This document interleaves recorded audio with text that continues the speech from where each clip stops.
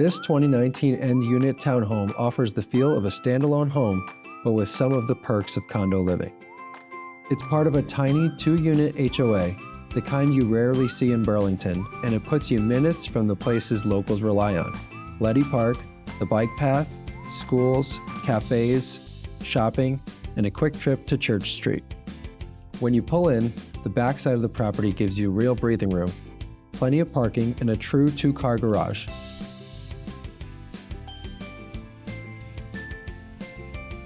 Inside, the tiled mudroom handles the usual Vermont mix of boots, gear, and snow, with a half bath right where you want it.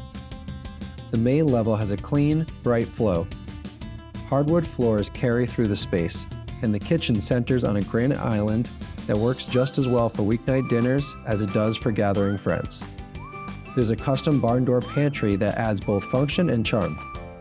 The kitchen blends into the dining and living areas, and just off the living room, a covered composite porch gives you a spot to sit outside without worrying about the weather.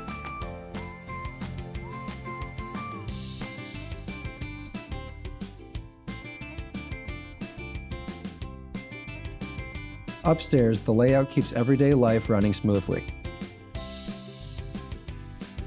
3 spacious bedrooms, including a primary suite that feels like a retreat, a tray ceiling overhead, 2 walk-in closets, a double vanity bath, and a separate office space that makes working from home fantastic.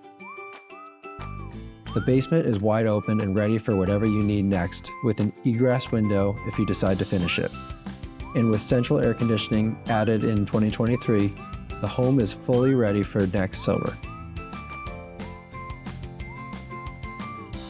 Homes that check this many boxes, modern build, small HOA, and a convenient Burlington location don't come up often.